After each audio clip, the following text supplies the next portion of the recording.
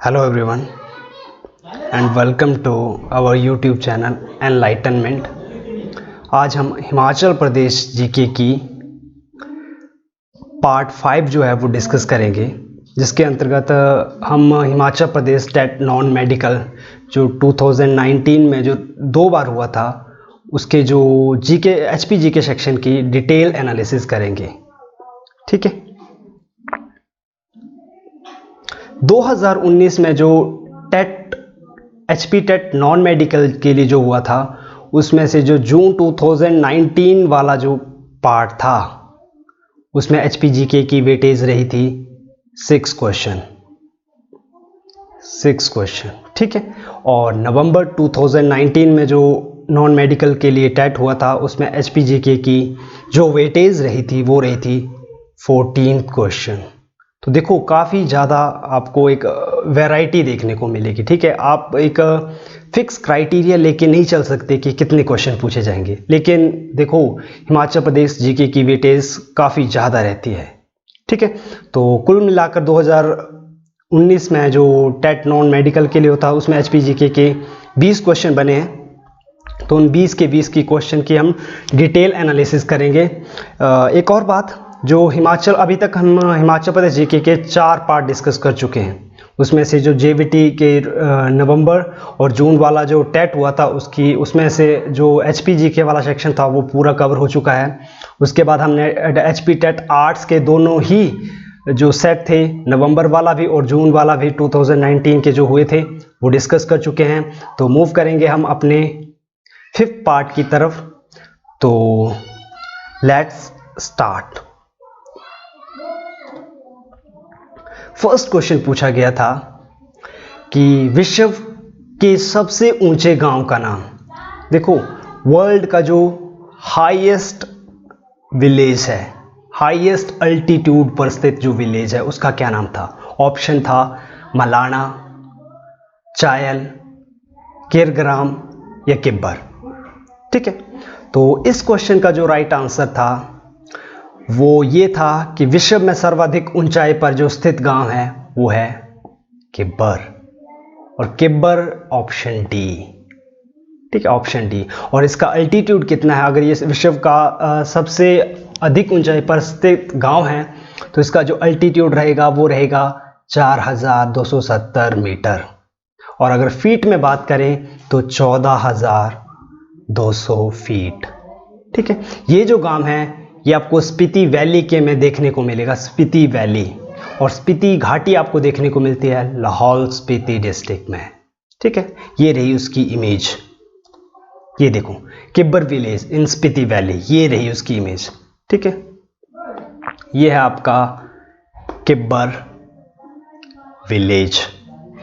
इसके साथ साथ कुछ और फैक्ट भी डिस्कस करेंगे। देखो, किब्बर सिर्फ एक गांव नहीं है। किब्बर बेसिकली एक किब्बर जो गांव है वहां पर हिमाचल प्रदेश का सबसे बड़ा वन्य जीव अभयारण्य भी है, world life sanctuary. Himachal Pradesh की सबसे बड़ी वर्ल्ड लाइफ सेंचुरी जो है वो है किब्बर।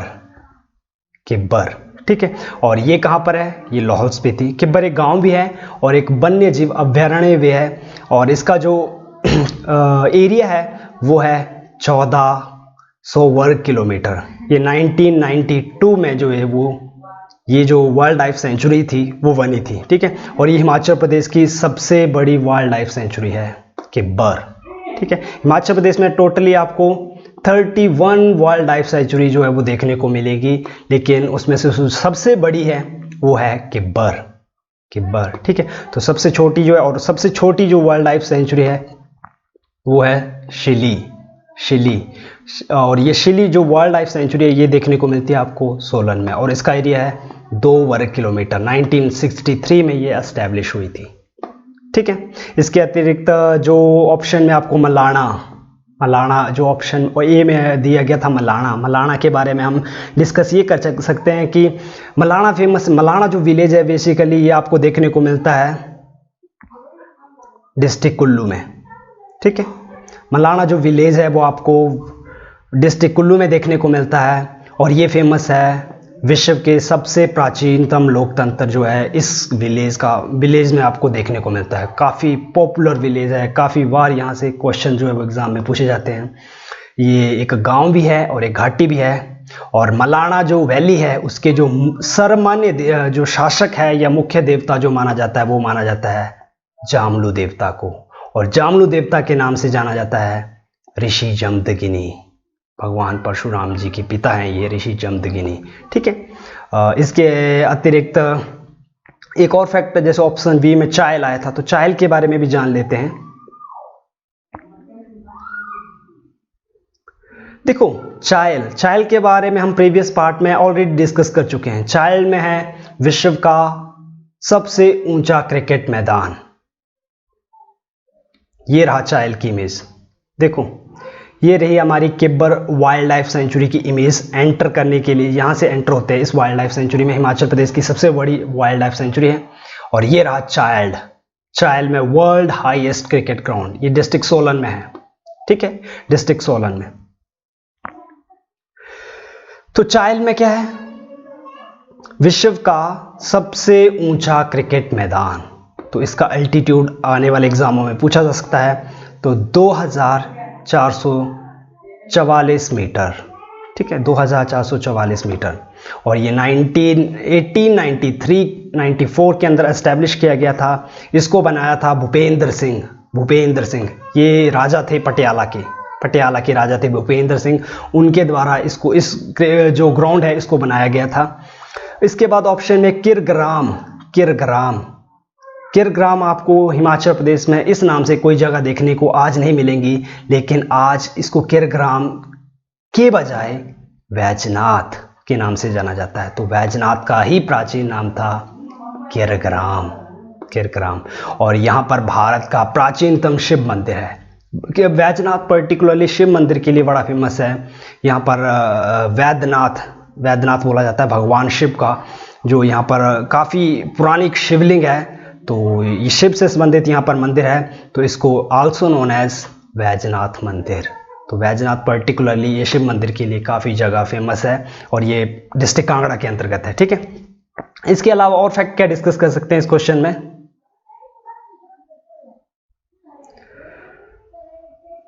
देखो एक फैक्ट और डिस्कस किया जा सकता है हेडक्वार्टर से रिलेटेड। देखो क्या फैक्ट है वो? लाहौल स्पीति डिस्ट्रिक्ट, लाहौल स्पीति के किब्बर गांव जो है वो लाहौल स्पीति में है। तो देखो लाहौल स्पीति का जो हेडक्वार्टर है, हर डिस्ट्रिक्ट का एक हेडक्वार्टर होता है। हेडक्वार्टर बेसिकली वो जगह होती है जहां पर आपके जिलाधीश या डिस्ट्रिक्ट कलेक्टर के जो ऑफिस वाला जो काफ़ी एक एरिया होता है वो उसको हेडक्वार्टर कंसिडर किया जाता है। तो लाहौल स्पीति का जो हेडक्वार्टर है वो आपको देखने को मिलेगा केलोंग। ठीक है, और इनफैक्ट अगर मैं इसके साथ एडिशनल इंफॉर्मेशन जोड़ूं तो हिमाचल प्रदेश के 12 डिस्ट्रिक्ट में से सबसे सर्वाधिक जो ऊंचाई पर स्थित जो हेडक्वार्टर है वो लाहौल स्पीति का ही है, केलोंग। उसका अल्टीट्यूड है 3165 मीटर। और सबसे न्यूनतम जो हेडक्वार्टर है वो है बिलासपुर, और बिलासपुर का हेडक्वार्टर है बिलासपुर शहर, और इसका अल्टीट्यूड है 610 मीटर। तो ये थी एनालिसिस इस क्वेश्चन की। क्वेश्चन फिर से एक बार रिपीट कर लेते हैं। विश्व के सबसे ऊंचे जो गांव है, विश्व का सबसे ऊंचा जो गांव है वो हिमाचल प्रदेश के लाहौल स्पीति डिस्ट्रिक्ट में है, और उस गांव का नाम है किब्बर। 4270 मीटर का इसका अल्टीट्यूड। मूव करेंगे हम अपने नेक्स्ट क्वेश्चन की तरफ। ये किब्बर गांव की इमेज, ये वाइल्ड लाइफ सेंचुरी किब्बर, ये चायल क्रिकेट ग्राउंड, और ये शिव टेम्पल वैजनाथ। ये है वैजनाथ का शिव मंदिर। ठीक है, मूव करेंगे नेक्स्ट क्वेश्चन की तरफ। तो हमारा सेकंड क्वेश्चन जो है वो पूछा गया था कि सुमन रावत, ये बेसिकली खिलाड़ी हैं हिमाचल प्रदेश से, को किस वर्ष किस पुरस्कार से सम्मानित किया गया था? सुमन रावत जी को कौन सा पुरस्कार जो था वो मिला था? तो ऑप्शन ए था अर्जुन अवार्ड, बी था द्रोणाचार्य अवार्ड, ऑप्शन सी था परशुराम अवार्ड, और ऑप्शन डी था अर्जुन अवार्ड और द्रोणाचार्य अवार्ड। तो देखो सुमन रावत के बारे में हम प्रीवियस जो वीडियो हुई हैं पार्ट 4 तक, वहाँ उन पार्टों में हम इनके बारे में काफ़ी डिस्कस कर चुके हैं। काफ़ी डिस्कस किया है सुमन रावत के बारे में हमारे, काफ़ी इंपॉर्टेंट पर्सनैलिटी है हिमाचल प्रदेश की। बेसिकली ये एथलीट हैं, एथलीट को हिंदी में बोला जाता है धावक, दौड़ने से संबंधित है, दौड़ प्रतियोगिताओं में। बेसिकली 1986 में जब एशियन गेम हुई थी तो इन्होंने 3000 मीटर रेस में ब्रॉन्ज मेडल, कांस्य पदक जो था वो जीता था, ठीक है। और ये बिलोंग करती है सुंदरनगर मंडी से, ठीक है। तो जब 1986 में इन्होंने ये जो एक पुरस्कार जीता था, उनकी इसी उपलब्धि को ध्यान में रखते हुए वर्ष 1987 में हिमाचल प्रदेश सरकार ने क्या किया कि एक हिमाचल प्रदेश सरकार द्वारा हिमाचल प्रदेश के सबसे बड़े खेल पुरस्कार की घोषणा की। खेल पुरस्कार, हिमाचल प्रदेश का सबसे बड़ा खेल पुरस्कार था, उसकी घोषणा की और उसको बोला गया, उसका नाम रखा गया परशुराम अवार्ड। तो इसकी घोषणा की गई 1987 में, ठीक है। और ये जब घोषणा की गई तो 1987 में ही जो प्रथम इसका जो एडिशन जो इसका दिया गया था प्रथम पहली बार, वो मिला था इन्हीं को, सुमन रावत, ठीक है। 1987 इनको पहली बार मिला क्योंकि 1987 में ही इसको शुरू किया था, ठीक है। लेकिन आपको इसके साथ एक चीज और ध्यान रखनी है, 1987 में ही इन्हें अर्जुन अवार्ड भी मिला था और ये हिमाचल प्रदेश से अर्जुन अवार्ड पाने वाली पहली महिला खिलाड़ी थी, पहली फीमेल जो स्पोर्ट्स पर्सन थी, ठीक है। और ये पर्टिकुलरली एथलेटिक्स में इन्हें अर्जुन अवार्ड मिला था। तो इस क्वेश्चन का फिर राइट आंसर क्या हुआ, इन्हें अर्जुन अवार्ड भी मिला है और इन्हें द्रोणाचार्य अर्जुन अवार्ड, और यहाँ इनफैक्ट मेरे को लगता है कि ऑप्शन गलत लिख दिया है इन्होंने, इनको मैंने ही गलत लिख दिया होगा। इन्हें अर्जुन अवार्ड और परशुराम अवार्ड, यहाँ पर द्रोणाचार्य नहीं होगा, परशुराम होगा, ठीक है।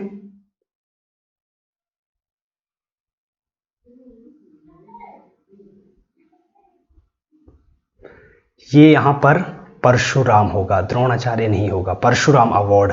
तो ऑप्शन डी होना चाहिए। यहाँ से थोड़ी सी राइटिंग मिस्टेक है, तो आप बोलने पे फोकस कर सकते हैं। तो इसके साथ साथ एक फैक्ट और आपको याद रखना है कि हिमाचल प्रदेश का जो राजकीय खेल है, जो हमारे हिमाचल प्रदेश की स्टेट लेवल की जो गेम है जिसको दर्जा दिया गया स्टेट लेवल का, वो है वॉलीबॉल, ठीक है। तो हिमाचल प्रदेश का सबसे बड़ा जो खेल पुरस्कार है वो है परशुराम। तो काफ़ी ज़्यादा फैक्ट हमने यहाँ से डिस्कस किए। तो ये रही सुमन रावत की पिक्चर। ये अभी तो काफ़ी एज्ड हो चुकी हैं, एज्ड में हैं, लेकिन 1986 में ही इन्होंने एथलेटिक्स में जो है वो ब्रॉन्ज मेडल जीता था। तो ये थी इस क्वेश्चन, सेकंड क्वेश्चन की एनालिसिस। मूव करेंगे थर्ड क्वेश्चन की तरफ।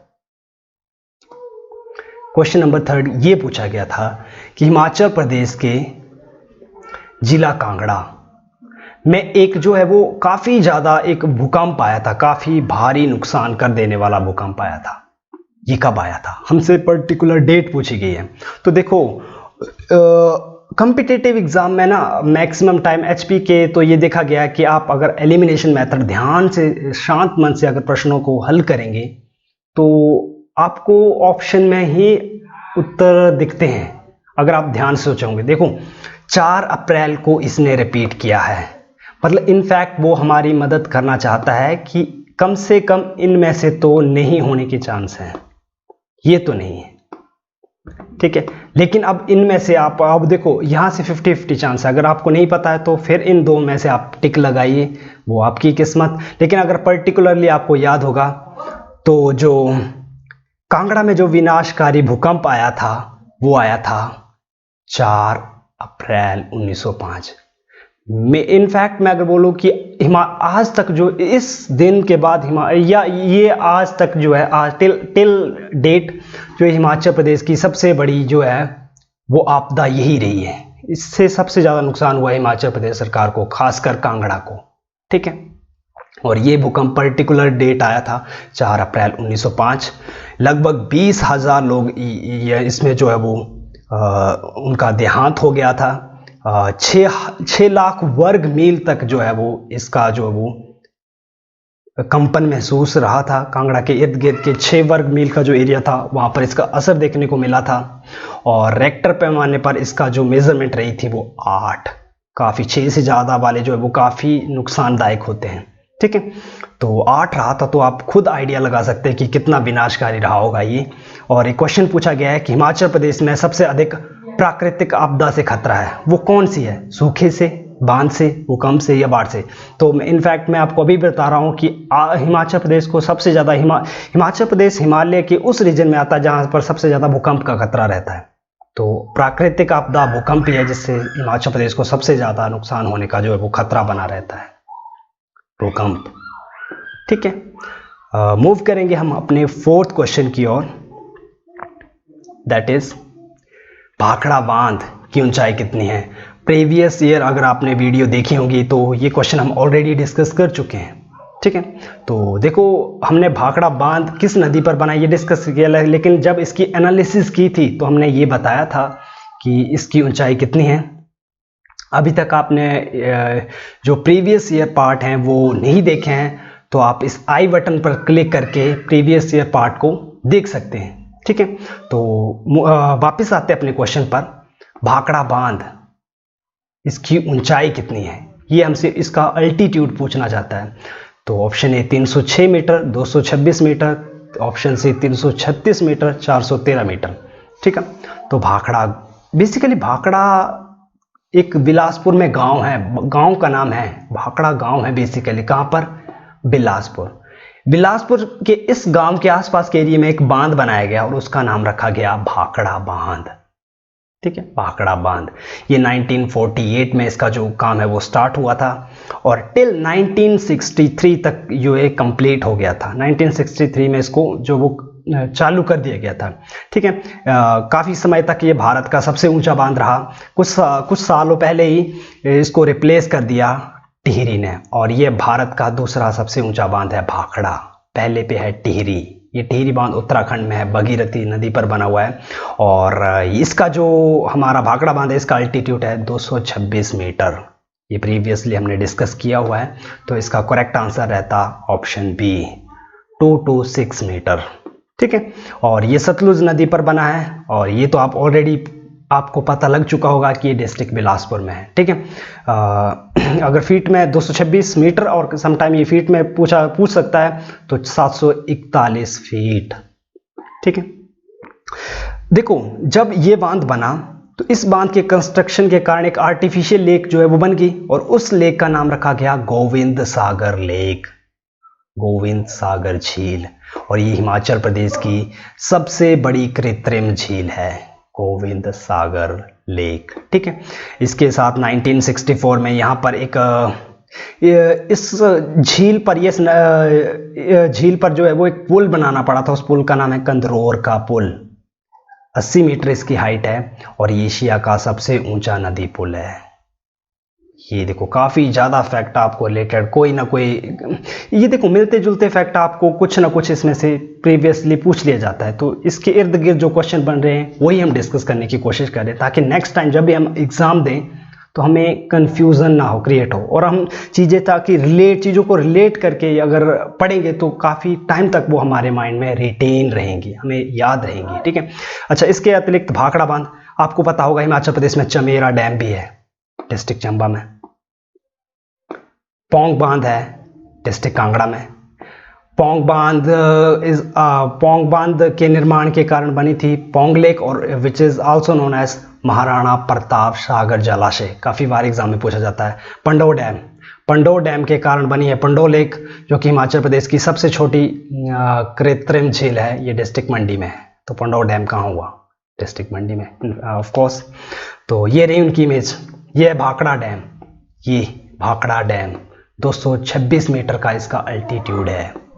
चमेरा डैम ये आपको देखने को मिलेगा डिस्ट्रिक्ट चंबा। ये चमेरा डैम की इमेज। ये है पौंग डैम एक वेटलैंड भी है। ठीक है, प्रवासी पक्षी यहाँ पर काफ़ी ज़्यादा आते जाते रहते हैं।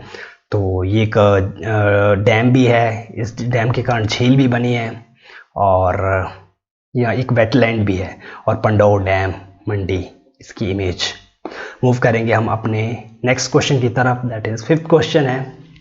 5th क्वेश्चन क्या पूछा गया था कि ग्रेट हिमालयन जो नेशनल पार्क है, ग्रेट हिमालयन नेशनल पार्क, इसको विश्व धरोहर का दर्जा किसने दिया? अगर आप जीके सेक्शन या न्यूज़पेपर के साथ अटैच रहते हैं तो आपको पता होगा कि जो वर्ल्ड हेरिटेज साइट का दर्जा दिया जाता है वो इनफैक्ट यूनेस्को के द्वारा ही दिया जाता है। यूनेस्को देता है वर्ल्ड हेरिटेज साइट का दर्जा। ठीक है, तो इसका आंसर तो ऑप्शन ए इनफैक्ट यही होगा, लेकिन डिस्कस करेंगे इसके बारे में। ग्रेट हिमालयन नेशनल पार्क, ये हिमाचल प्रदेश का सबसे प्राचीन, अगर सबसे प्राचीन है तो पहला भी यही है, और हिमाचल प्रदेश का सबसे प्राचीन है तो पहला भी है और सबसे बड़ा, हिमाचल प्रदेश का सबसे बड़ा नेशनल पार्क है। ये जो नेशनल पार्क है ये डिस्ट्रिक्ट कुल्लू में है और ये बना था 1 मार्च 1984। ये डिस्ट्रिक्ट कुल्लू में बना है और इसका क्षेत्रफल आएगी, अगर ये हिमाचल प्रदेश का सबसे बड़ा नेशनल पार्क है तो इसका जो एरिया है वो है 754 वर्ग किलोमीटर। ठीक है, और 1999 में इसको नेशनल पार्क के रूप में इसको दर्जा दे दिया गया। 23 जून 2014 को जब यूनेस्को की एक बैठक हुई थी दोहा, कतर की राजधानी है दोहा, वहाँ पर इस नेशनल पार्क को वर्ल्ड हेरिटेज साइट का दर्जा दिया गया और ये भारत की 32वीं जो साइट 32वें नंबर की जगह है, ये 32वें नंबर पर जो है वो वर्ल्ड हेरिटेज साइट बनने वाली जगह है। ठीक है, हिमाचल प्रदेश में आपको पता होगा 5 नेशनल पार्क है, 5 नेशनल पार्क हैं और 31 वर्ल्ड लाइफ सेंचुरीज हैं। ठीक है, 3 नेचुरल पार्क हैं। तो जो नेशनल पार्क है 5 वो है great Himalayan national park, district Kullu, 1984 में ये बना था। ठीक है, इंद्र किला ये आल्सो कुल्लू में है, तो ये 2010 में बना था। खीर गंगा, ये 3 हैं, 3 कुल्लू में है, खीर गंगा, इंद्र किला और ग्रेट, ये भी 2010 में बना था। तो देखो 3 तो हो गए कुल्लू में। एक है पिन घाटी, तो पिन वैली जो आपको देखने को मिलती है वो लाहौल स्पीति में, तो ये लाहौल स्पीति में ही होगा क्योंकि पिन घाटी लाहौल स्पीति में है, तो पिन घाटी नेशनल पार्क भी लाहौल स्पीति में ही होगा। ये बना था 9 जनवरी 1987 को। और लास्ट वन जो है हमारे पास एक बच गया, एक है सिंबलवारा, यहाँ आई थिंक लिखने को रह गया है सिंबलवारा, ये सिरमौर में है। तो देखो 3 कुल्लू में है, एक लाहौल स्पीति में है और एक बचा जो सिरमौर में है। तो 2010 में 3 एस्टैब्लिश हुए थे, इससे पहले 2 ही थे हिमाचल प्रदेश में। ठीक है, ये रही ग्रेट हिमालयन नेशनल पार्क की जो एंट्रेंस गेट है, हिमाचल प्रदेश का सबसे पुराना है। तो इसका देखो एंट्रेंस गेट इस टाइप का, जब आप यहाँ पर एंटर करोगे तो आपको इस टाइप का वहाँ पर गेट देखने को मिलेगा। और ये कुछ इसकी एक छोटी सी अंदर की जो इसकी इमेज है वो रही, और ये आपको पर्टिकुलरली डिस्ट्रिक्ट का पता होना चाहिए, ये डिस्ट्रिक्ट कुल्लू में है। ये आपको अंदर की एक झलक वहाँ पर देखने को मिलेगी और ये उसका एंट्रेंस गेट है। ठीक है, मूव करेंगे हम अपने नेक्स्ट क्वेश्चन की तरफ। तो एक बार रिकैप कर लेते हैं अपने 5 क्वेश्चन को।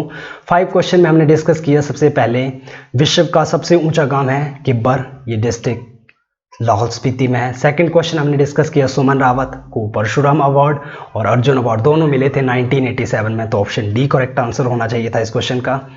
हिमाचल प्रदेश में जो एक विनाशकारी भूकंप आया था, अर्थक्वेक आया था, वो आया था 4 अप्रैल 1905 में।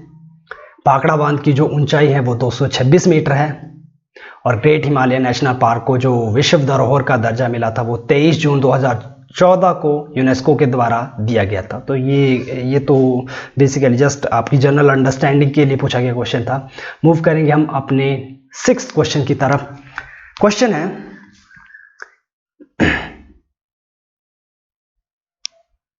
क्वेश्चन क्या है कि तैरते टापुओं की झील, very very important question, maximum time पूछा जाता है। इससे रिलेटेड कुछ ना कुछ फैक्चुअल क्वेश्चन आपसे पूछ ही लिया जाएगा।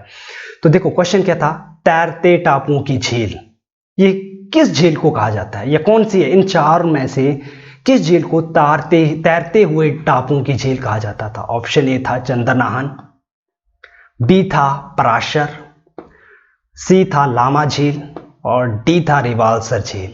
ये बेसिकली झीलों से जुड़ा हुआ क्वेश्चन है। तो किस झील को तैरते हुए टापुओं की झील जो है वो कहा जाता है, आपसे क्वेश्चन ये पूछा गया था।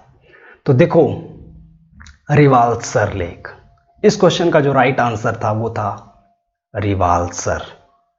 रिवाल्सर जो लेक है वो पड़ती है डिस्ट्रिक्ट मंडी में। डिस्ट्रिक्ट मंडी में। और काफ़ी ज़्यादा मतलब एक इसको बोलूँ काफ़ी इंटरेस्टिंग सी लेक है, इसके बारे में आपको काफ़ी इंटरेस्टिंग फैक्ट जो है वो जानने के बारे में मिलेंगे।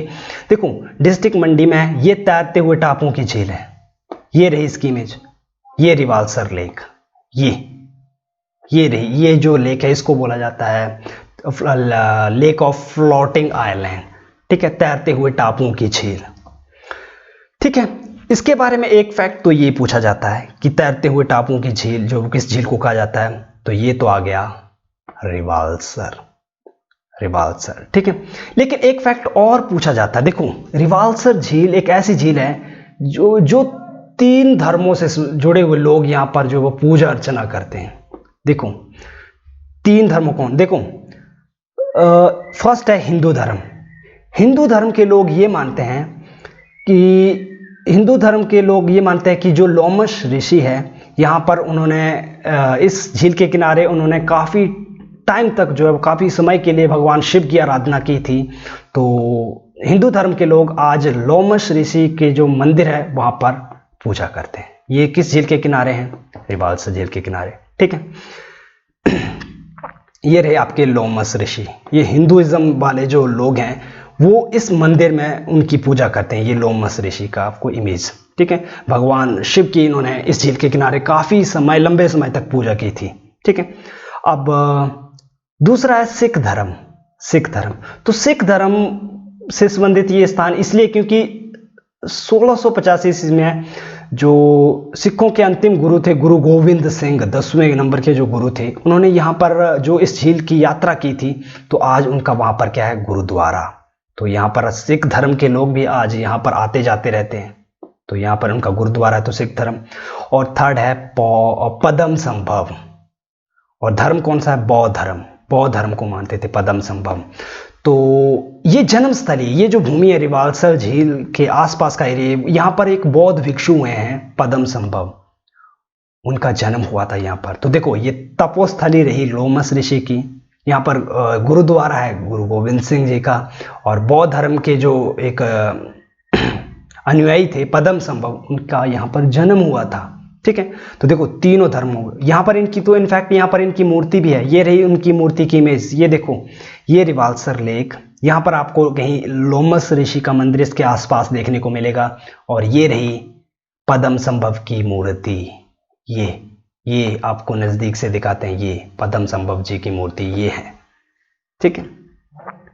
तो और यहाँ पर इनकी पद्म संभव जी की मूर्ति भी है। और बेसिकली जो बौद्ध लोग हैं, जो बौद्ध धर्म को मानने वाले अनुयायी हैं, वो इस झील को रिवाल्सर ना कह के पद्माकन के नाम से जानते हैं, पद्माकन, ठीक है, इसका नाम इन्होंने पद्माकन बोलते हैं, ठीक है। और पद्म संभव की याद में ही, या उनको एक तरह से उनकी याद में प्रतिवर्ष इस झील के किनारे के एक मेला लगता है, छेश्चू मेला। तो ये रिवाल्सर झील के किनारे, तो आपको क्वेश्चन ये पूछा जाता है कि छेश्चू मेला जो है वो किस डिस्ट्रिक्ट में लगता है, तो मंडी, रिवाल्सर पर्टिकुलर प्लेस है रिवाल्सर, ठीक है। और ऑप्शन में दिए हुए थे चंद्रनहान, तो चंद्रनहान झील है डिस्ट्रिक्ट शिमला में, और यहाँ से उद्गम होता है पब्बर नदी का, ठीक है, चंद्रनहान झील से। पराशर झील ये भी मंडी में, लामा झील ये चंबा में, डिस्ट्रिक्ट चंबा में, इसको कहा जाता है ग्रुप ऑफ 7 लेक, 7 झीलों का समूह, इसका निकनेम है ये। और रिवाल्सर तो हम डिस्कस कर चुके हैं मंडी में। तो इस क्वेश्चन तैरते हुए टापू की झील कहा जाता है रिवाल्सर को, रिवाल्सर, ठीक है। और मंडी में और कौन कौन सी जो झीलें हैं वो हैं, एक है पराशर झील, ये आपको मंडी में देखने को मिलेगी। रिवाल्सर ये भी मंडी में है। कुमारवाह ये भी मंडी में है। कामरूनाग, ठीक है। कुंतभेयोग, कालासर, सुखसार, पंडोह, ये आर्टिफिशियल लेक है, हिमाचल प्रदेश की सबसे छोटी smallest artificial lake of Himachal Pradesh, और 14 किलोमीटर इसकी लेंथ है। तो ये जो है वो लेक्स हैं मंडी डिस्ट्रिक्ट के अंतर्गत। तो ये रही इस क्वेश्चन की एनालिसिस। नेक्स्ट टाइम जब भी रिवाल्सर लेक से क्वेश्चन आएगा तो आई थिंक, मेरे को नहीं लगता कि इस वीडियो को देखने के बाद आपसे वो गलत होगा, ठीक है। तो मूव करेंगे हम अपने नेक्स्ट क्वेश्चन की तरफ। तो 7th क्वेश्चन पूछा गया था कि कौन सा दर्रा हिमाचल प्रदेश के, देखो हिमाचल प्रदेश के ऐसा कौन सा दर्रा है जो कि इन चारों में से कौन सा ऐसा दर्रा है जो मंडी और कुल्लू को आपस में कनेक्ट करता है। दर्रा बेसिकली पहाड़ी रास्ते, पहाड़ियों, दो पहाड़ों के बीच में जो पहाड़ी रास्ता होता है उसको दर्रा कहा जाता है, दर्रा, ठीक है, पास। तो कौन सा दर्रा है? दराटी है, तोरी या तोड़ी है, दुलची है या पादरी है, ठीक है। तो इस क्वेश्चन का जो राइट आंसर है वो है मंडी और कुल्लू को आपस में कनेक्ट करता है दुलची दर्रा, दुलची। मैक्सिमम टाइम क्वेश्चन में पूछे जाते हैं, तो जो क्वेश्चन में पूछे गए हैं वही हमने यहाँ पर इसकी डिटेल एनालिसिस की है। देखो सबसे पहले मैं आपको बताऊं दराटी दर्रा और साच दर्रा, ये बेसिकली चंबा शहर को पांगी से कनेक्ट करेंगे। दो दर्रे ऐसे हैं जो चंबा को पांगी के साथ कनेक्ट करने वाले दो पहाड़ी रास्ते मिलेंगे आपको, ठीक है। तो एक को बोला जाएगा दराटी, दराटी पास, और एक है साच पास। ये क्या करेंगे? चंबा को पांगी के साथ कनेक्ट करेंगे। तो आपसे ये पूछा जाए कभी कि दराटी दर्रा किस डिस्ट्रिक्ट में है या साच दर्रा, तो ये चंबा में ही है, ठीक है। ये पांगी बेसिकली चंबा का शहर है। और इसके अलावा बसोदन दर्रा ये भी चंबा में है, ये चंबा और चंबा के ही शहर भटियात को आपस में कनेक्ट करता है, तो चंबा को भटियात के साथ जोड़ता है बसोदन दर्रा। तो देखो तीन दर्रे हो गए, दराटी दर्रा, साच दर्रा और बसोदन दर्रा। ये तीनों कहाँ देखने को मिलेंगे? डिस्ट्रिक्ट चंबा में, ठीक है। सेकंड दर्रा है दुलची दर्रा, 2788 मीटर की जो इसका अल्टीट्यूड है, ये मंडी को कुल्लू से कनेक्ट करता है, ठीक है। और अगर आपसे ये पर्टिकुलरली क्वेश्चन पूछा गया है कि दुलची दर्रा किस डिस्ट्रिक्ट में है, तो इसका मैक्सिमम एरिया जो है वो कुल्लू में है, तो मंडी नहीं लगाना है, ठीक। इसका मैक्सिमम एरिया तो कुल्लू में ही है, तो कुल्लू में ही है, ठीक है। और पादरी दर्रा जो है, पादरी दर्रा ऑप्शन में आपको पादरी दर्रा ऑप्शन डी में देखने को मिलेगा, तो पादरी दर्रा तो ऑप्शन में हो, इसका आंसर हो ही नहीं सकता था, क्योंकि पादरी दर्रा तो चंबा को जोड़ता है जम्मू के साथ, ठीक है। अच्छा, कुछ और क्वेश्चन है जो कि पूछे गए हैं। कांगड़ा को भरमौर से कौन सा दर्रा कनेक्ट करता है? प्लस का मीन कनेक्ट करता है, तो इंद्रहार, इंद्रहार कांगड़ा और भरमौर को आपस में जोड़ता है इंद्रहार दर्रा। और इंद्रहार दर्रा पर्टिकुलरली इसका मैक्सिमम एरिया जो है वो कांगड़ा में है, तो इंद्रहार दर्रा अगर डिस्ट्रिक्ट पूछा तो वो कांगड़ा में है, ठीक है। आंतरिक सिराज, सिराज जगह है कुल्लू में, तो आंतरिक सिराज और बाहरी सिराज इनको जोड़ने वाला दर्रा कौन सा है? तो जलोड़ी। मैक्सिमम टाइम ये भी क्वेश्चन में पूछे जाते हैं। तो ये देखो, ये जो मैंने जो भी ये एडिशनल लिए हुए हैं, ये मैक्सिमम टाइम क्वेश्चन में पूछे गए हुए हैं, ठीक है। तो जलोड़ी दर्रा जो है वो जोड़ता है आंतरिक सिराज और बाहरी सिराज को। हिमाचल प्रदेश का सर्वाधिक ऊंचाई पर स्थित जो है वो दर्रा कौन सा है? वो है परांगला, परांगला। ये क्वेश्चन पूछा गया है। परांगला दर्रा जो है वो जास्कर पर्वत श्रृंखला का एक भाग है, 5548 मीटर जो है वो इसका अल्टीट्यूड है। तो ये जो दर्रा है ये हिमाचल प्रदेश का सर्वाधिक ऊंचाई पर स्थित दर्रा है, ठीक है। और चंबा और कांगड़ा को आपस में कितने दर्रे कनेक्ट करते हैं? देखो इंद्रहार, ये भरमौर को कनेक्ट करेगा कांगड़ा के साथ, इंद्रहार, निकोड़ा दर्रा और जालसू, ये तीनों ही तीन दर्रे हैं जो कांगड़ा को भरमौर के साथ कनेक्ट करेंगे, इंद्रहार, निकोड़ा और जालसू। तो ऑप्शन में कोई भी हो सकता है, तो सिर्फ आपने इंद्रहार को ही याद नहीं रखना है। देखो एक और दर्रा जो चंबा को कांगड़ा के साथ जोड़ता है, पर्टिकुलरली चंबा शहर वाला जो एरिया, उसका नाम है भीम घसूतड़ी। भीम घसूतड़ी दर्रा जो है वो चंबा को कांगड़ा के साथ कनेक्ट करता है। और वारू दर्रा, बारू, मैक्सिमम टाइम क्वेश्चन में ये आता है, काफी यूनिक सा है। बारू दर्रा धर्मशाला को चंबा के साथ कनेक्ट करता है, बारू दर्रा, ठीक है। तो काफ़ी इस क्वेश्चन के साथ हमने काफ़ी ऐसे पास डिस्कस किए जो हमारे लिए इंपॉर्टेंट हो सकते हैं, पर्टिकुलरली चंबा और कांगड़ा के बीच वाले, ठीक है। एक मंडी का कुल्लू का डिस्कस किया सिराज वाला, और एक मंडी और कुल्लू को कनेक्ट करता है दुलची दर्रा। तो यहाँ से हमने 7 या 8 माउंटेन जो पास है उनके बारे में डिस्कस कर लिया है। तो नेक्स्ट टाइम अगर इनमें से कोई आता है तो आई होप आप इससे जुड़े हुए क्वेश्चनों को कर पाने में सक्षम होंगे, ठीक है। मूव करेंगे हम अपने नेक्स्ट क्वेश्चन की तरफ। 8th क्वेश्चन पूछा गया था कि सूरजताल लेक, सूरजताल ये लेक हिमाचल प्रदेश के किस जिले में है स्थित है? तो ऑप्शन था कांगड़ा, मंडी, शिमला या लाहौल स्पीति। तो देखो सूरजताल और चंद्रताल ये तो लाहौल स्पीति में है, लाहौल स्पीति, ठीक है। ये रही उनकी इमेज, ये है सूरजताल लेक लाहौल स्पीति की, ठीक है। और ये है चंद्रताल झील लेक, लाहौल स्पीति। ठीक है, इनके बारे में कुछ फैक्चुअल इंफॉर्मेशन गैदर करेंगे हम। देखो, सूरजताल लेक जो है वो हिमाचल प्रदेश की सबसे अधिक ऊंचाई पर स्थित जो है वो लेक है, सबसे हाईएस्ट अल्टीट्यूड। देखो, लाहौल स्पीति में मैक्सिमम प्लेसेस जो है वो हाई, या तो वर्ल्ड में हाईएस्ट है, या तो एचपी में हाईएस्ट है, या इंडिया में हाईएस्ट है। ठीक है, तो ये तो काफ़ी इंपॉर्टेंट फैक्ट है। ठीक है, तो जो हिमाचल प्रदेश की सर्वाधिक ऊंचाई पर स्थित झील है वो है सूरजताल, 4483 मीटर का जो है वो इसका अल्टीट्यूड है। इसको निकनेम है, इसको लेक लाइक अ सन भी बोला जाता है। इसकी जो शेप है वो सन की तरह दिखती है, ये सन की तरह दिखेंगे आप जब इसको पास से या थोड़ी दूर से निहारेंगे। जब आप यहाँ जाएंगे तो आपको देखने को मिलेगा कि ये सूरज की तरह गोल गोल दिखती है लेक। ठीक है, और इसका इस झील से उद्गम होता है भागा नदी का, भागा नदी। ठीक है, और इस झील का जो छोटा भाई कहा जाता है वो कहा जाता है दीपक ताल झील।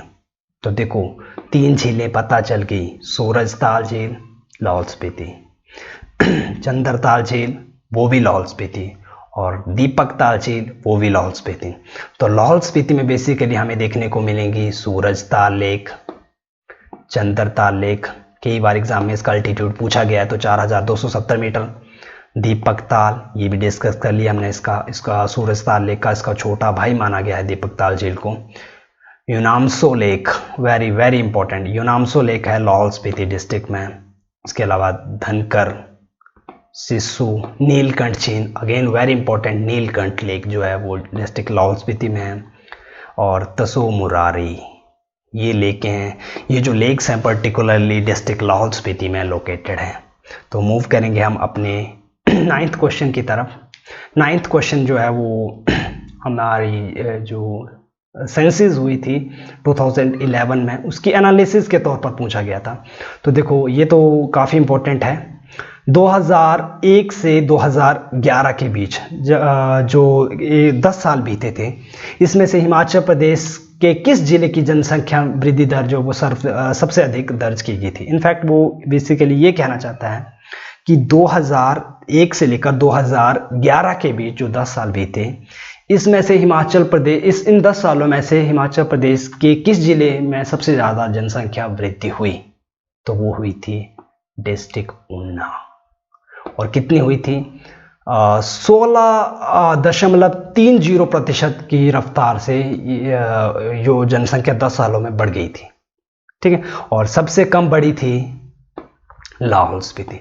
लाहौल स्पीति में बेसिकली नेगेटिव में गई थी। 10 सालों में लाहौल स्पीति की जनसंख्या में 5.1% की कमी देखने को मिली थी, कमी 5.1%। तो सबसे अधिक जो जनसंख्या वृद्धि दर हुई थी 2001 से लेकर 11 के बीच में, वो ऊना डिस्ट्रिक्ट में हुई थी। ठीक है, तो 2011 की जो सेंसिस हुई थी उससे रिलेटेड काफ़ी क्वेश्चन एग्जाम में आते रहते हैं, तो डिस्कस करेंगे। 2011 की जनगणना के अनुसार हिमाचल प्रदेश की जनसंख्या है 68,64,602 व्यक्ति हैं, और ये भारत की जनसंख्या का 0.57% हिस्सा है। ठीक है, 2011 की जनगणना के ही अनुसार हिमाचल प्रदेश की जो पॉपुलेशन डेंसिटी है, जनसंख्या घनत्व है, वो है 123 व्यक्ति प्रति वर्ग किलोमीटर। मतलब 1 किलोमीटर का अगर आप एक वर्ग बनाएं, उसको चारों तरफ से बंद करेंगे, तो उसमें 123 व्यक्ति जो हिमाचल प्रदेश में रह सकते हैं। ठीक है, तो उसमें से जो सर्वाधिक है वो है 406 व्यक्ति प्रति वर्ग किलोमीटर हमीरपुर में है, क्योंकि इसका एरिया काफ़ी कम है, तो नेचुरली वहाँ पर जनसंख्या घनत्व ज़्यादा होगा। और सबसे कम देखने को मिलेगा लाहौल स्पीति, 2 व्यक्ति प्रति वर्ग किलोमीटर आपको देखने को मिलेगा। इसके साथ साथ जो सेक्स रेशियो है, लिंगानुपात है, वो हिमाचल प्रदेश का 972 है, समटाइम 974 भी आता है। तो इन दो में से अगर कोई हो तो फर्स्ट प्रेफरेंस, अपने दोनों हो तो फर्स्ट प्रेफरेंस देनी है अपने 972 को। अगर 972 नहीं है और 974 है तो फिर ये वाला राइट आंसर होगा 974। और इसमें से सर्वाधिक सेक्स रेशियो का मतलब होता है कि 1000, अगर हिमाचल प्रदेश में 1000 लड़के जन्म लेते हैं तो उन 1000 लड़कों पर जो वो 972 लड़कियां जन्म लेती हैं। ठीक है, और सर्वाधिक जो लिंगानुपात रहता है वो रहता है 1096 डिस्ट्रिक्ट हमीरपुर का। हमीरपुर का जो है वो सेक्स रेशो सबसे अच्छा माना गया है, और न्यूनतम रहता है किन्नौर का। किन्नौर का क्यों रहता है न्यूनतम? क्योंकि अगर वहाँ पर 1000 लड़के जन्म लेते हैं तो लड़कियाँ सिर्फ 818 ही होती हैं। तो वहाँ पर काफ़ी सिस्टम जो है वो गड़बड़ा जाता है। लिटरेसी रेट की अगर हम बात करें तो वो 2011 की सेंसस के अकॉर्डिंग 82.80% रहा है।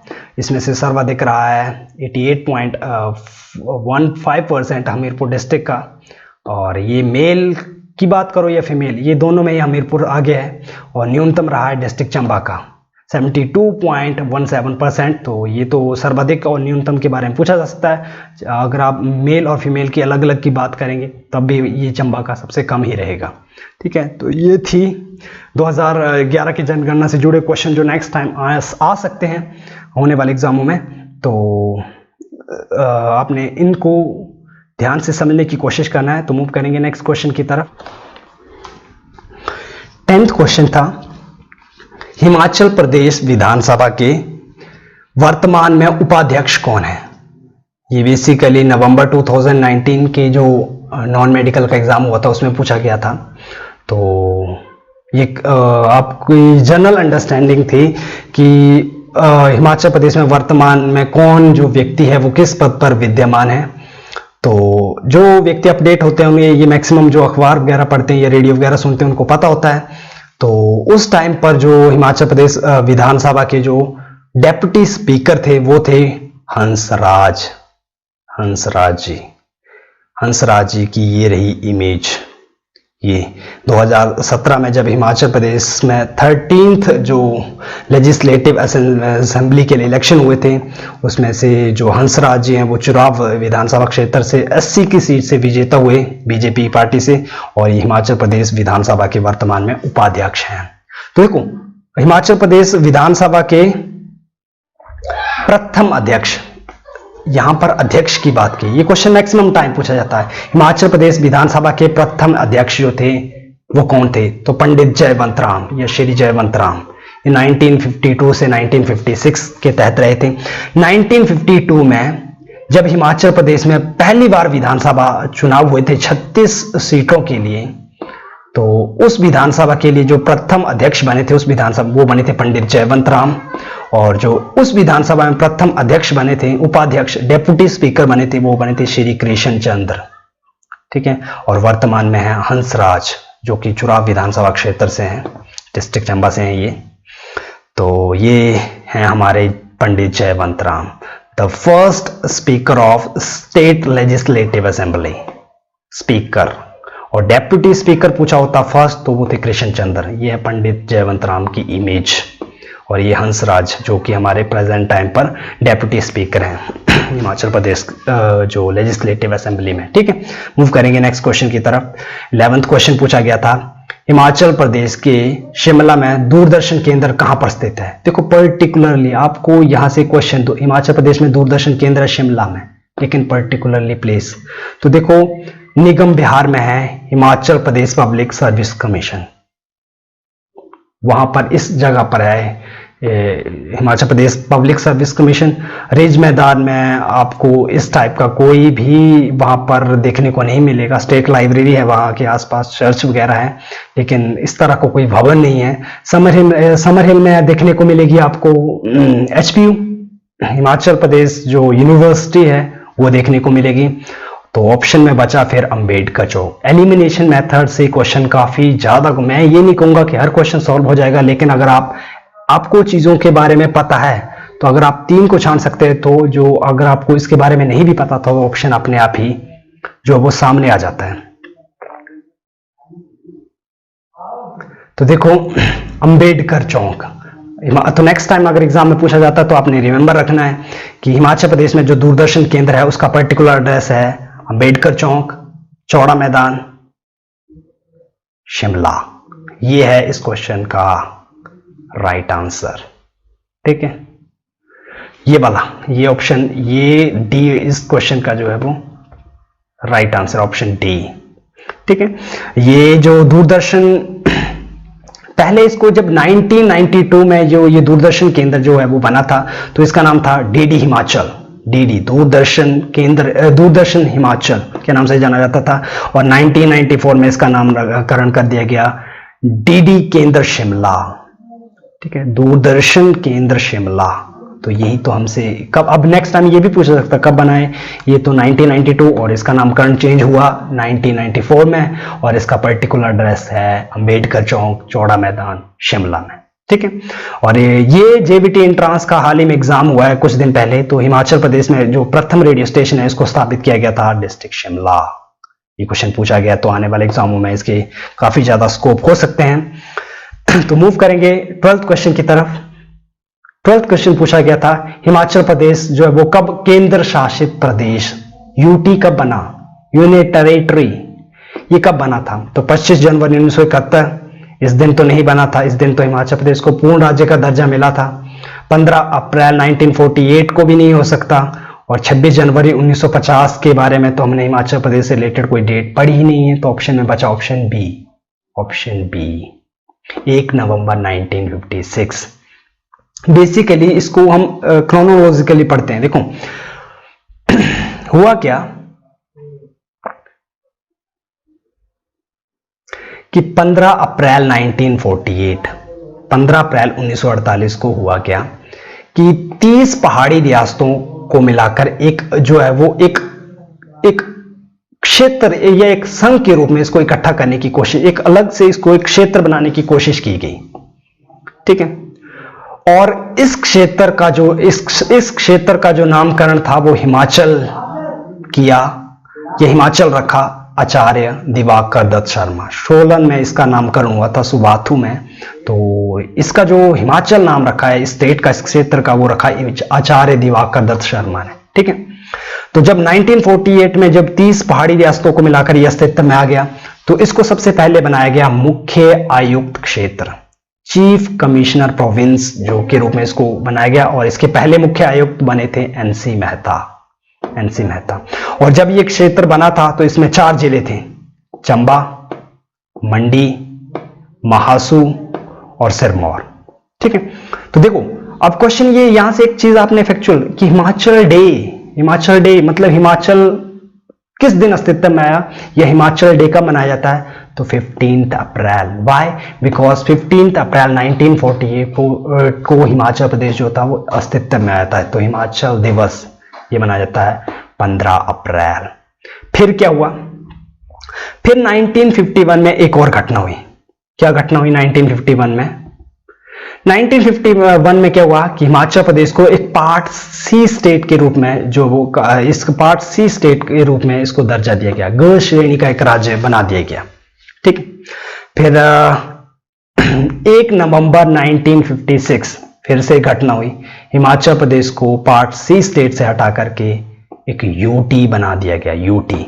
और जैसे ही यूटी बनी तो जो यहां पर एक विधानसभा थी उसको भंग करके क्षेत्रीय परिषद का गठन किया गया, जिसमें 41 सदस्य रखे गए। ठीक है, 36 सदस्य जो विधानसभा उसको भंग करके क्षेत्रीय परिषद का गठन किया गया, जिसमें 41 सदस्य को रखा गया। और उसके बाद फिर एक 25 जनवरी 1971 के दिन घटना होती है कि क्या होता है कि हिमाचल ऐतिहासिक जो रिज मैदान है वहां पर हमारी जो तत्कालीन प्रधानमंत्री थी स्वर्गीय श्रीमती इंदिरा गांधी जी, वो रिज मैदान पर आती हैं और घोषणा करती है कि हिमाचल प्रदेश अब एक पूर्ण राज्य होगा, फुल स्टेट होगा। और ये पूर्ण राज्य बनने वाला उस समय 18वां राज्य बना था, 18वां। तो 25 जनवरी को मनाते हैं हम हिमाचल प्रदेश पूर्ण राज्यत्व दिवस, फुल स्टेटहुड डे। तो इनको लेकर कंफ्यूज नहीं होना है। हिमाचल डे 15 अप्रैल और हिमाचल प्रदेश स्टेटहुड डे 25 जैन। ठीक है, तो ये थे इसके हिस्टोरिकल बैकग्राउंड। अगर आप इनको इस तरीके से समझेंगे तो नेक्स्ट टाइम आपको ये भूलेंगे नहीं। तो मूव करेंगे 13th क्वेश्चन की तरफ। 13th क्वेश्चन था अजय ठाकुर और प्रियंका नेगी ये किस खेल से संबंधित हैं? तो ये क्वेश्चन हम प्रीवियसली डिस्कस कर चुके हैं, पार्ट 1, 2 और 3 या 4 किसी पार्ट में। ये काफी देखो रिपीटेड क्वेश्चन है, काफी ज्यादा क्वेश्चन रिपीट हो रहे हैं। हाँ, सीधा क्वेश्चन डायरेक्ट वे में रिपीट नहीं हो रहा है, लेकिन जो फैक्ट है वहां से इधर उधर घुमा करके क्वेश्चन वही पूछा जा रहा है। तो देखो अजय ठाकुर या प्रियंका नेगी किस खेल से संबंधित हैं? तो आपको प्रियंका नेगी के बारे में नहीं भी पता था, तो अजय ठाकुर के बारे में तो मैक्सिमम हिमाचली जानते हैं कि वो कबड्डी के प्लेयर हैं। तो इनफैक्ट प्रियंका नेगी भी कबड्डी की प्लेयर हैं। अजय ठाकुर के बारे में और क्या क्या इंफॉर्मेशन पूछी जा सकती है? तो अजय ठाकुर पर्टिकुलरली उनके गांव का नाम है दबोटा और ये गांव है नालागढ़ के अंदर, और नालागढ़ पड़ता है डिस्ट्रिक्ट सोलन में। तो ये बिलोंग करते हैं डिस्ट्रिक्ट सोलन को। मैक्सिमम एग्जाम में जो अलाइड वाले वगैरह के एग्जाम होते हैं उनमें इनका गांव का नाम पूछा गया है कई बार। तो ये बेसिकली पूर्व में भारतीय जो पुरुष कबड्डी टीम है, जो Bharat national mail kabaddi team जो है उसके कप्तान रह चुके हैं ये। और 2014 में जो कबड्डी का वर्ल्ड कप हुआ था उनमें जो इस टीम ने स्वर्ण पदक जीता तो उस समय ये टीम का हिस्सा रहे हैं उस 2014 में। और 2019 में उनको अर्जुन अवार्ड मिला है और परशुराम अवार्ड भी मिला है 2019 में। ठीक है, इसके साथ साथ प्रियंका नेगी शिलाई सिरमौर से हैं। ये विश्व कप महिला कबड्डी 2012 में जो हुआ था उसमें ये हिस्सा रही थी। इन्होंने स्वर्ण पदक जीता था इस इवेंट में 2012 वाले में। तो ये प्रियंका नेगी उस समय जो वो महिला कबड्डी टीम का हिस्सा रही थी, भारतीय महिला कबड्डी टीम का। और इसके अलावा 2 और खिलाड़ी हैं, एक हैं पूजा ठाकुर और एक हैं कविता ठाकुर। ये कुल्लू से हैं दोनों ही, कविता ठाकुर। ठीक है, तो 2014 में जब एशियाई खेल हुए थे तो भारतीय महिला कबड्डी टीम में उसमें स्वर्ण पदक जीता था। तो हिमाचल प्रदेश की ये 2 जो खिलाड़ी थी वो उस समय के दौरान इस कबड्डी टीम का हिस्सा रही थी। तो ये इंपॉर्टेंट फैक्ट हो सकते हैं। ये रही इनकी इमेज, ये हैं अजय ठाकुर, नालागढ़ से हैं ये अजय ठाकुर जी।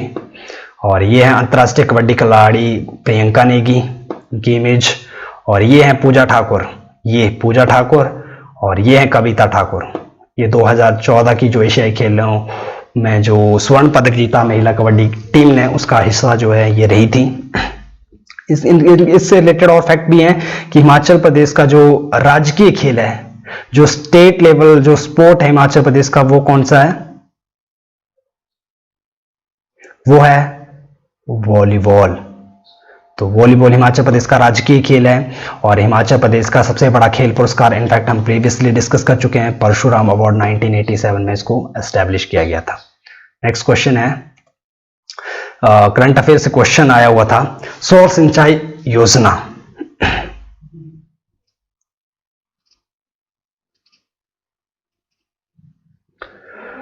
सौर सिंचाई योजना के लिए वित्त वर्ष 2019-20 में हिमाचल प्रदेश राज्य सरकार ने कितने करोड़ का प्रावधान किया है? तो ये जो था, अगर जिसने फाइनेंशियल ईयर 2019-20 में जो हिमाचल प्रदेश गवर्नमेंट एक इकोनॉमिक सर्वे रिलीज करती है हर साल, वो पढ़ा होगा तो वो उसने ये क्वेश्चन इनफैक्ट ठीक किया होगा।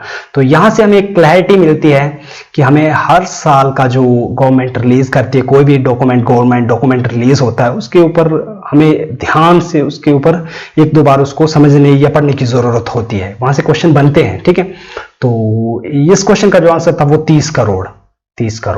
लेकिन यहां से ये क्वेश्चन तो आपके लिए इंपॉर्टेंट नहीं था डिस्कस करना, लेकिन मैं आपको यहां से एक चीज क्लियर करना चाहता था। जनरल ईयर जो स्टार्ट होता है 1 जनवरी को, लेकिन फाइनेंशियल ईयर जो है वो इसके 1 जनवरी को स्टार्ट नहीं होता है, वो स्टार्ट होता है 1 अप्रैल को और ये चलता है 31 मार्च तक।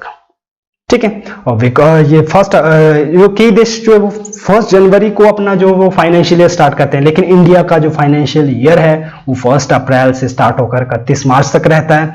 बिकॉज इसका कारण है आरबीआई की जो स्थापना हुई थी वो 1 अप्रैल 1935 को हुई थी, तो इसीलिए 1 अप्रैल को हम अपना फाइनेंशियल ईयर जो है वो स्टार्ट करते हैं।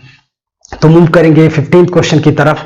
त्रिग्रत रियासत, त्रिग्रत, देखो ये क्वेश्चन मैंने पार्ट 1 या 2 में आपको डिस्कस करवाया था। त्रिग्रत रियासत जो थी वो 2 भागों में बटी थी, ये क्वेश्चन ऑलरेडी डिस्कस कर चुके हैं। ठीक है, ये देखो रिपीटेड क्वेश्चन है, 2 भागों में बटी थी। एक का नाम था नगरकोट, तो दूसरे का क्या नाम था?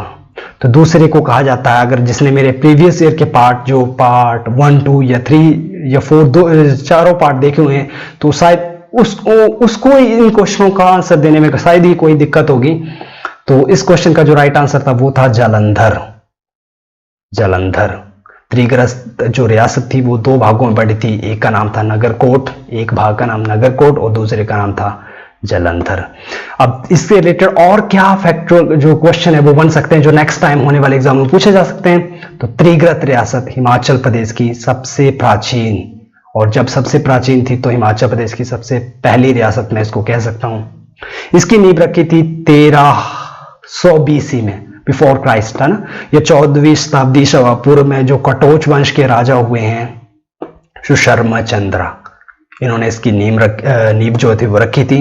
और कटोच वंश के यही वो राजा थे जिन्होंने महाभारत युद्ध के दौरान कौरवों का पक्ष लिया था, ठीक है। त्रिगत रियासत को आज हम मैक्सिमम टाइम कांगड़ा रियासत के नाम से जानते हैं, ठीक है, लेकिन महाभारत काल में जो कांगड़ा का नाम कांगड़ा ना होकर के त्रिग्रत था, त्रिग्रत के नाम से जानते थे उसे, ठीक है।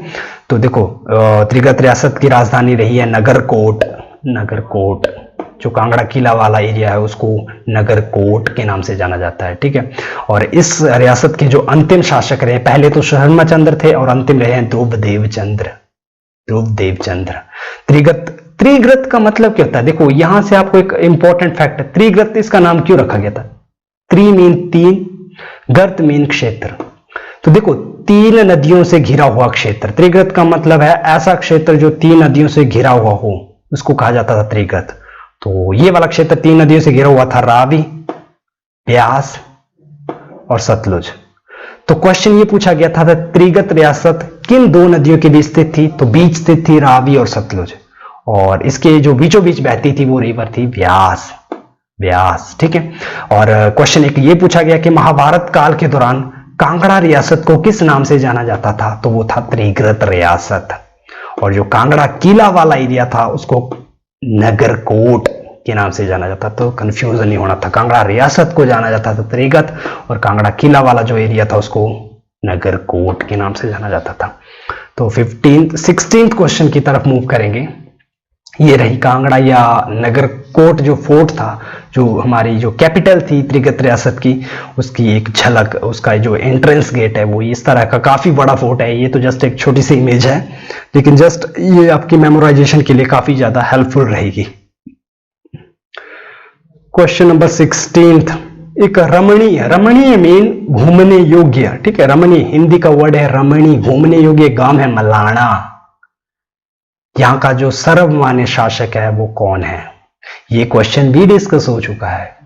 क्वेश्चन तो नहीं है, लेकिन इससे रिलेटेड मैंने काफी ज्यादा आपको फैक्ट जो वो डिस्कस करवा चुका हूं ऑलरेडी प्रीवियस पार्ट में, ठीक है। तो ऑप्शन ये थे 4। तो देखो मलाना एक घाटी भी है और एक गांव भी है कुल्लू में, ये मलाना गांव डिस्ट्रिक्ट कुल्लू में। तो इसके बारे में अभी हमने क्वेश्चन प्रीवियस क्वेश्चन में डिस्कस भी किया। तो विश्व का जो सबसे प्राचीनतम लोकतंत्र है उसके लिए काफी ज्यादा जाना जाता है ये वाला गांव। विश्व, ये गांव काफी फेमस है अपने जो ओल्डेस्ट, जो उनकी जो एक तरह के उनकी जो मान्यताएं, काफी प्राचीन मान्यताएं आज भी। इनसे रिलेटेड एक मैं आपको एक फैक्ट बताता हूं कि आज भी आपको अगर वहां पर उस गांव में एंटर होना है ना, तो आपको वहां के प्रधान की स्वीकृति चाहिए। तो शायद ही इस गांव के अलावा हिमाचल प्रदेश का कोई गांव होगा जहां पर एंट्री के लिए प्रधान की अनुमति लेने की जरूरत। तो आप एक आइडिया लगा सकते हैं 500 के तकरीबन यहाँ पर परिवार रहते हैं, और ये काफी ज्यादा ये इनको एक स्वतंत्रता प्रदान की हुई है। इनका जो न्यायिक तंत्र व्यवस्था है वो काफी ज्यादा अलग है, ठीक है। और यहाँ का जो सर्वमान्य शासक है, मतलब जो इनका जो मुख्य देवता है, इनकी जो काफी पूजा करते हैं ये इस घाटी के लोग, वो हैं ऋषि जमदग्नि। अब इस ऑप्शन में तो है नहीं ऋषि जमदग्नि, लेकिन ऋषि जमदग्नि को कहा जाता था जामलू देवता, जामलू। तो option number A, option A जो है वो इस क्वेश्चन का करेक्ट आंसर है।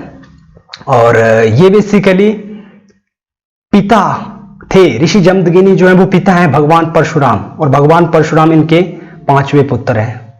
और इनकी पत्नी का नाम था माता रेणुका, ठीक है। सिरमौर में इनकी झील, इनसे संबंधित झील भी है। और बेसिकली इससे रिलेटेड फैक्ट और भुंडा उत्सव ये पूछा जाता है। तो भुंडा उत्सव जो है वो इसको कुंभ की तरह 12 साल के बाद बनाया जाता है, और ये भगवान परशुराम जी के संबंधित है। और ये पर्टिकुलरली फेमस है निरमंड का, निरमंड, और निरमंड पड़ता है डिस्ट्रिक्ट कुल्लू में। बूढ़ी दिवाली भी निरमंड की काफी ज्यादा फेमस है, बूढ़ी दिवाली, तो ये भी डिस्ट्रिक्ट कुल्लू में ही है, ठीक है। तो ये त्योहार थे भुंडा, भगवान परशुराम जी से संबंधित है, 12 वर्ष के बाद ये मनाया जाता है। और बूढ़ी दिवाली ये पर्टिकुलरली निरमंड की फेमस है।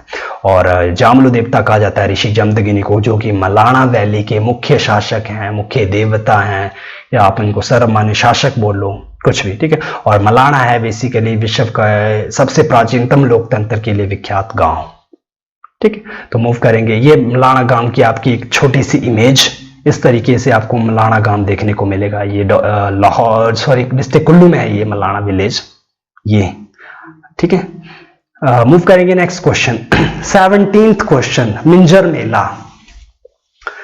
तो मिंजर मेला चंबा जिले में मनाया जाने वाला जो है वो एक महत्वपूर्ण मेला है, इंटरनेशनल फेयर है। इनफैक्ट अगर मैं बोलूँ चंबा का नहीं हिमाचल प्रदेश में मनाया जाने वाला एक इंटरनेशनल फेयर है मिंजर। ये पर्टिकुलर डिस्ट्रिक्ट चंबा में सेलिब्रेट किया जाता है। तो इसमें से जो मिंजर जो शब्द है ये किस चीज को रिप्रेजेंट करता है? मिंजर, क्या गेहूं के फूलों को मिंजर कहा जाता है, या स्थानीय कोई प्रथा है उसको मिंजर कहा गया है, या कमल के फूलों को मिंजर बोला जाता है, या मक्की के फूल? तो इस क्वेश्चन का मिंजर का मतलब होता है मक्की का फूल। इनफैक्ट मक्की का फूल को नहीं, जो मक्की के जो भुट्टे आते हैं और उसमें जो सफेद सफेद बाल आते हैं उनको बोला जाता है मिंजर। मिंजर, ठीक है। और इस मेले की जो शुरुआत की थी वो राजा साहिल वर्मन ने की थी। साहिल वर्मन ने 920 ईस्वी में इस जो उन्होंने चंबा शहर को बसाया था, उसी समय के दौरान उन्होंने इस मेले की शुरुआत की थी। चंबा के चौगान मैदान में ये लगता है। तो 10वीं शताब्दी थी, अगर शताब्दी पूछी तो 10वीं, और अगर पर्टिकुलर डेट पूछी तो 920।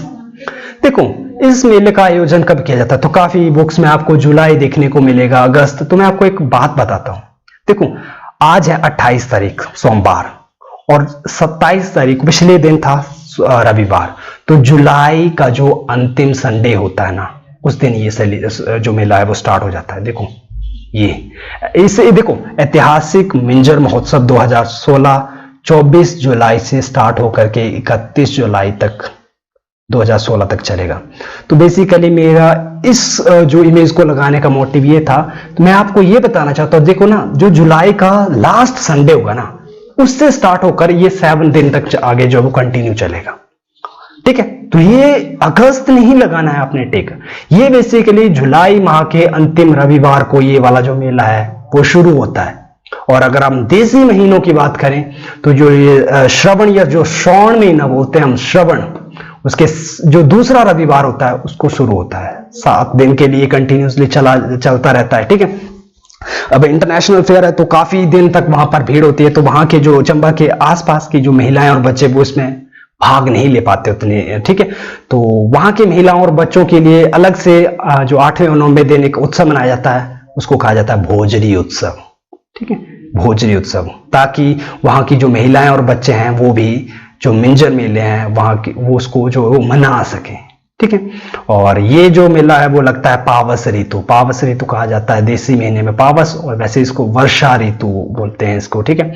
और इस मेले में जो पूजा की जाती है वो की जाती है वरुण देव की। वरुण देव, जो वरुण देव है वर्षा के देवता है वरुण, उनकी पूजा की जाती है। ये रही उनकी इमेज। देखो मिंजर मेला ये चंबा के चौगान में लगता है। इस चंबा का जो चौगान है चंबा शहर में ये यहाँ पर ये लगता है मिंजर मेला।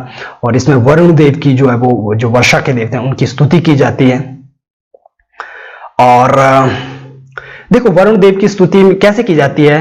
पालकी निकलती है और रावी नदी की तरफ, और वहां पर मक्की के जो बाल होते हैं सफेद से, वो कुछ सिक्के, कुछ चावल, कुछ फूल वगैरह जो है वो रावी नदी में समर्पित कर दिए जाते हैं। उनकी जो स्तुति है वो की जाती है। पहले प्रथा थी कि इस मेले में भैंसों की बलि दी जाती थी, लेकिन अब वो बंद कर दी गई, ठीक है। तो ये थी मिंजर मेले की एनालिसिस। और चंबा मेले में वैसे भी और मेले मनाए जाते हैं, जैसे मिंजर तो इंटरनेशनल फेयर है, ठीक है, 7 दिन तक चलेगा ये। उसके ठीक 2 दिन बाद जो है वो 2 दिन ठीक खत्म होते ही 2 दिन, अगले 2 दिन जो है वो भोजरी उत्सव चलेगा, महिलाएं और बच्चे भाग लेंगी। मणिमहेश यात्रा होती है अगस्त में जन्माष्टमी के दिन। छतराड़ी यात्रा होती है सितंबर में। बरमौर यात्रा होती है इस जन्माष्टमी के दिन। फूल यात्रा बड़ी फेमस है वहां की, पांगी की, पर्टिकुलरली डिस्ट्रिक्ट चंबा में। सूही मेला लगता है अप्रैल में, ठीक है। जो साहिल वर्मन की पत्नी थी सुनैना देवी, उनके बलिदान की याद में महिलाएं और बच्चे पर्टिकुलरली इस मेले में भाग लेते हैं। तो ये पूछा जाता है, काफी वेरी इंपॉर्टेंट है ये। तो ये थे मिंजर मेले की एनालिसिस। मूव करेंगे 18th क्वेश्चन की तरफ। हिमाचल प्रदेश में मुरिकुला देवी का मंदिर, मुरिकुला देवी टेम्पल, ये कहां पर है? अब देखो जिसने ये क्वेश्चन सिर्फ बुक से पढ़ा है ना, समझा नहीं ये चीजों को ना, वो इस क्वेश्चन को शायद ही कर पाता। मुरिकुला देवी का मंदिर, देखो आप जिसको ये पता कि लाहौल स्पीति में, ठीक है लाहौल स्पीति में, लेकिन उन्होंने लाहौल स्पीति थोड़ा ना पूछा, उन्होंने पर्टिकुलर प्लेस के बारे में वो आपसे जानना चाहता है कि उदयपुर में है, काजा में, ये सारी जगह लाहौल स्पीति में है। तो देखो अगर जिसने अब डिटेल से इस मंदिर के बारे में थोड़ी सी छानबीन या इस मंदिर के जो फैक्ट है उनके आसपास घुमा होगा वो उसने इस क्वेश्चन को कर लिया होगा, ठीक है। लेकिन जो जो जो ऊपर से पढ़ने वाले बच्चे होते हैं वो इस तरह के क्वेश्चनों को अटेम्प्ट नहीं कर पाते, ठीक है। तो इस क्वेश्चन का जो राइट क्वेश्चन है, देखो उदयपुर में मैं आपको बताऊं, लाहौल स्पीति के दो बड़े फेमस मंदिर है। मंदिर अगर बात करूं, एक है मृकुला देवी का और एक है भगवान त्रिलोकीनाथ का मंदिर। ये दोनों ही उदयपुर में है, उदयपुर। तो मृकुला देवी का जो टेम्पल है वो है उदयपुर लाहौल स्पीति में। इसको बनाया था अजय वर्मन ने, और इसकी जो मूर्ति कला है वो धातु से निर्मित। देखो इस मंदिर की विशेषता, इसकी जो मूर्ति है ना वो धातु से कला निर्मित है, और जो मंदिर है वो लकड़ी से बना हुआ है। ये रही उसकी इमेज, ये है मृकुला देवी का टेम्पल लाहौल स्पीति। ये है मृकुला देवी का टेम्पल। इसकी जो अंदर मूर्ति है वो धातु कला से निर्मित है, लेकिन जो मंदिर है वो लकड़ी का बना हुआ है, ठीक है। और ये भगवान त्रिलोकीनाथ जी का टेम्पल काफी, मतलब इसको एक यूनिक सा मंदिर है, बिकॉज यहां पर जो बौद्ध और हिंदू दोनों ही पूजा करते हैं। यहाँ का पुजारी मेरे ख्याल से बौद्ध होता है, तो पहरेदार हिंदू होता है, कुछ ऐसे से इसके बारे में फैक्ट है।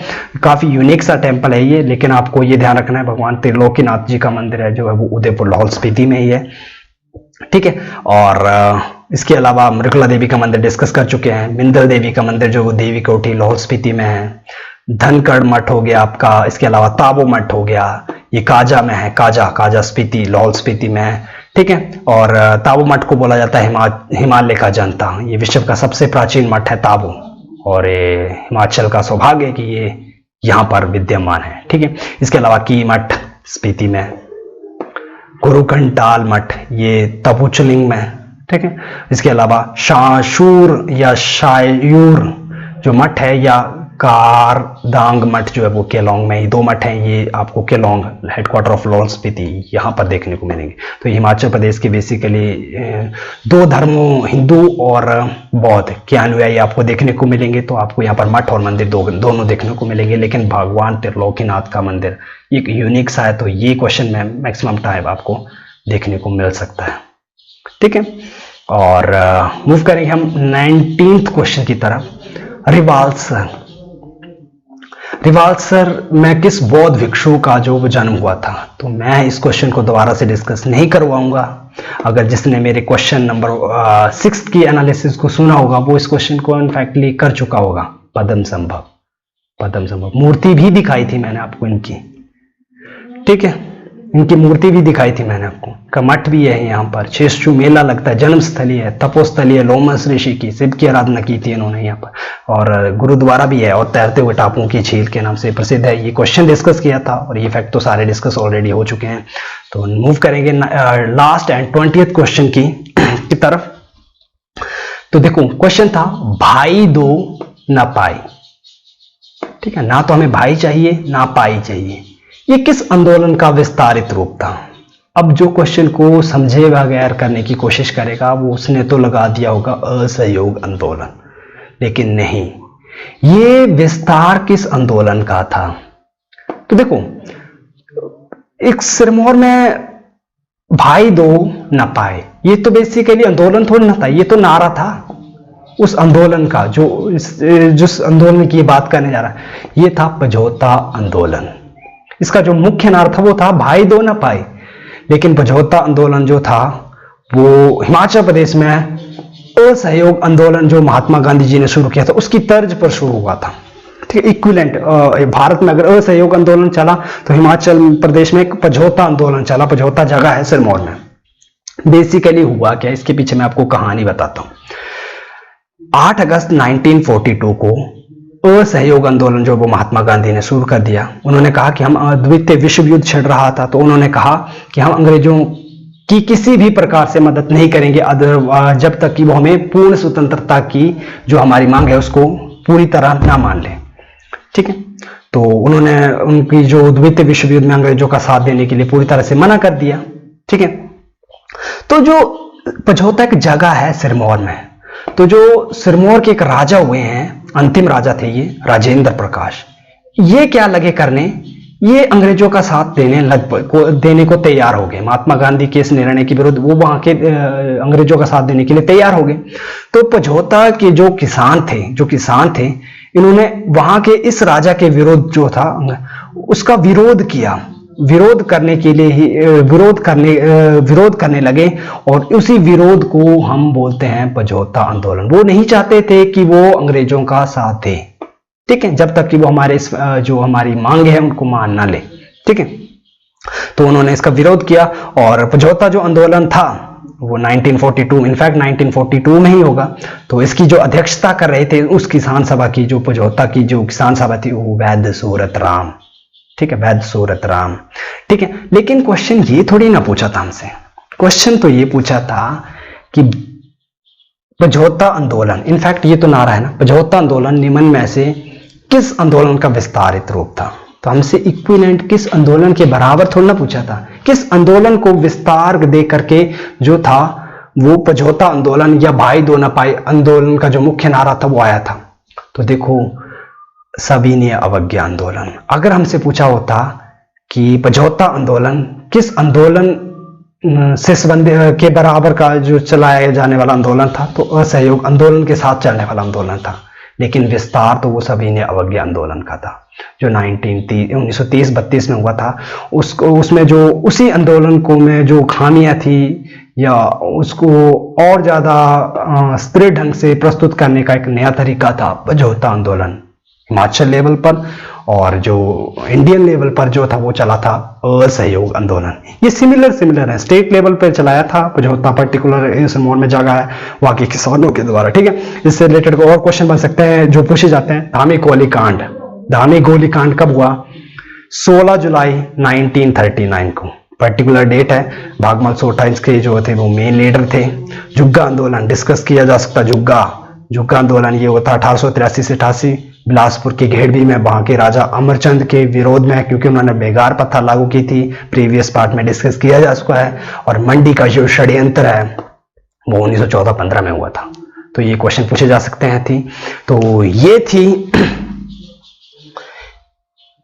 Himachal Pradesh TET non medical 2019 के जो 2 एडिशन हुए थे, उनकी दोनों के एडिशनों के जो हिमाचल प्रदेश जीके बनता था उसकी एनालिसिस, कुल मिलाकर जो थे वो 20 क्वेश्चन बनते थे। 20 क्वेश्चन, क्योंकि 6 जो थे वो जून वाले के थे और जो नवंबर वाले के थे वो 14 क्वेश्चन। तो कुल मिलाकर हमने इन जो नॉन मेडिकल के दोनों एडिशन हुए थे उनमें से एचपीजीके की जो डिटेल एनालिसिस है वो कर ली है। आई होप आपको ये एनालिसिस जो है वो कुछ जानने या समझने में मददगार रही होगी। और अगर आपको ये वीडियो अच्छी लगती है तो इसको लाइक करिए, शेयर करिए और इस YouTube चैनल को सब्सक्राइब करिए, बिकॉज आपको इस YouTube चैनल के माध्यम से धीरे धीरे क्वेश्चन पेपरों से हट करके हम जो हिमाचल प्रदेश के जो टॉपिक्स हैं, जैसे टॉपिक वाइज भी हिमाचल प्रदेश जीके की डिटेल एनालिसिस करेंगे हम। So thanks a lot and good luck.